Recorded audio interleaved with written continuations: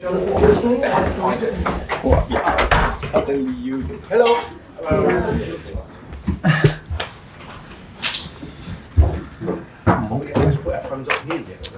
I think the table is the preferred parameter, please. That's all. Yeah, just don't beat that cup. Yeah.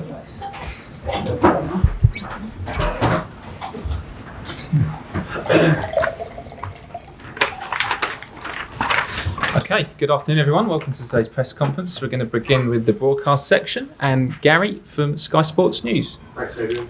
Hello, Thomas. Thanks for your time. Hi. Welcome back after a little break. Yes, thanks.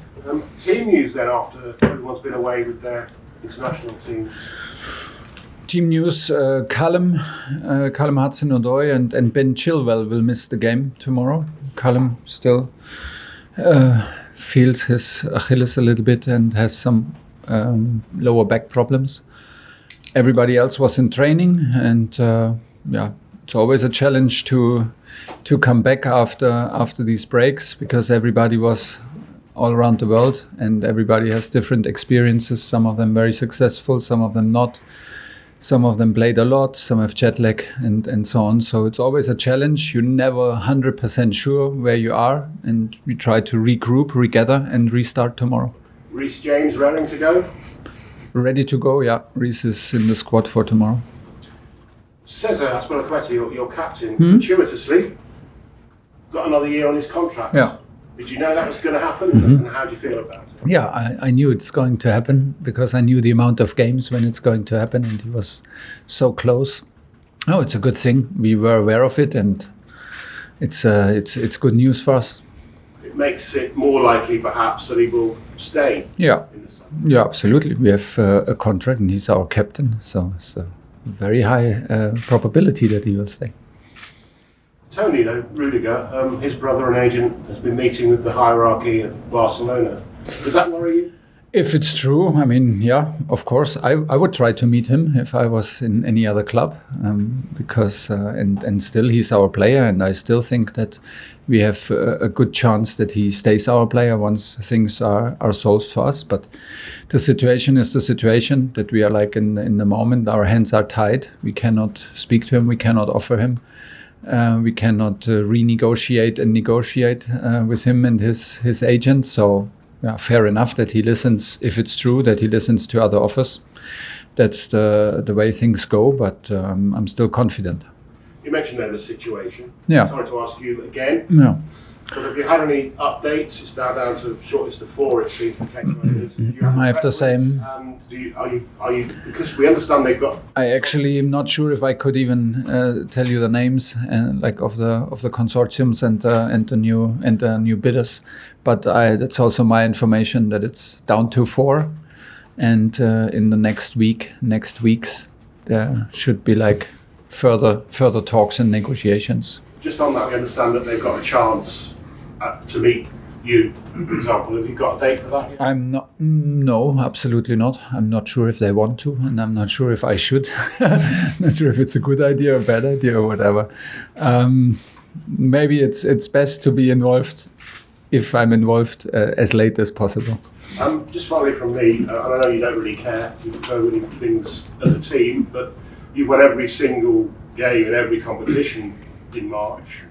Yeah. Dealt with all the stuff that's going on off the pitch. Everyone says really well. Mikel Arteta, not involved in the FA Cup, not involved in the Champions League, lost one of his games in the Premier League, and yet he's manager of the month. Do you find that a bit odd? No, it's okay. It's okay. I don't worry. We can leave it like this. We win all the matches, and I don't get the reward. I cannot be happier. Thanks, Gary. John Southall. Hi Thomas, since we last spoke the government have changed the club's licence so your fans can now watching the Champions League and the FA Cup, which is good. Mm-hmm. Tomorrow only your season ticket holders can be at the game. What do you make of that? Well, we had the situation before, no? In the league. But they haven't changed that. Should they change that? Do you think? Well, from perspective, from solely team perspective and our sportive perspective, it would be perfect to have all our spectators in the stadium to support us. We are happy that things changed and we can have spectators in the FA Cup final and of course in Champions League. And for tomorrow, everybody needs to step up, and everybody is in charge and is responsibility to create a good atmosphere, because we need our spectators, and if we are a little bit less, they need to compensate for the ones missing. Yeah, you mentioned about players coming back this week, and some have had different experiences. Yeah. So how's Jorginho? It must have been a pretty difficult time for him. How's he been since he returned? Good as always. I have to say, I mean, to be very honest, I did not speak a lot with him about that, because I mean, what could I say to make his pain go away? Nothing. And if I'm the 200th person to tell him, hey, come on, put your head up high. So it's I think, like always, that the players, and it's our job more to create an environment and an atmosphere where the players feel welcome, feel safe, no matter what happens outside. And of course, this happens in sport, and it feels horrible for him personally and for him and his teammates. But here is a safe place for him, and this is how I felt him. He was very, very strong in training, I have to say. Very good response. He came in one day earlier than he needed to be. He wanted. That's why I had the feeling he loved to be back and be in this environment, because it's a positive environment. You spoke briefly about the ownership. How difficult is it to plan for next season when you don't know who the owners are going to be? It's impossible in the moment. How much money you might have? Yeah. So What disadvantage are you at against, cities and United? I don't know. It's hard to guess how much of a disadvantage, but it's impossible though. That's why we don't do it. I mean, we focus on what we have right now, and we focus on our next matches. So maybe it's also an advantage in it. We cannot get distracted, and we deal with the disadvantage later when hopefully things are clear. And just a final one, you talked about players coming back. So the likes of Thiago, Silva, Yeah. Christian Pulisic have had long trips. Are they ready to start tomorrow, or do you look to Real Madrid for players like that? Thiago is a bit different than Christian, I have to say. Thiago did not play the third match with Brazil, came back one day earlier, had not the same jet lag than Christian. So Thiago was here yesterday and trained today and feels very good. So he's available for tomorrow. And for Christian, we need to decide. He did not train today. We decided to give him another recovery session today, so he did not train with the team. He was here, but he feels very, very tired because of the huge time difference, jet lag, and he played a day ago, or like 1.5 days ago, in like 85 minutes. So he played all 3 matches for the US. Yeah, we need to figure out if that makes sense, and if it makes sense, for how many minutes it makes sense tomorrow. James, talk sport. Hi Thomas, you suggested that there's a real possibility that Cesar stays next season. Of course. How much of a boost is that amid a real period of instability? Yeah, well, I knew it all the time that this is very likely to happen, because he's a regular starter for us, and I knew the amount of games we needed to make him stay and to make his contract continue or extend. So that's why I'm very happy, how much I rely on him and how much of an impact he has in this group and in this club. So it's very good news for us. Yesterday it was confirmed that clubs will get an opportunity to use 5 substitutes next season moving forward. Yeah. Do you think that's the correct decision? Oh, it's a brilliant decision. And I mean, we were the only league who did not do it in Europe. So it's an excellent decision. And I dare to say it's an excellent decision for everybody, because I was long enough also coach of underdog teams, and I would have loved to have 5 substitutes to make more players play, to maybe increase the intensity or keep the intensity level against stronger teams if you are like an underdog team. So, and for us, in the amount of games we play until now, and the amount of competitions we play, the amount of competitions the players play when they go now to international duties, they go again in summer for Nations League.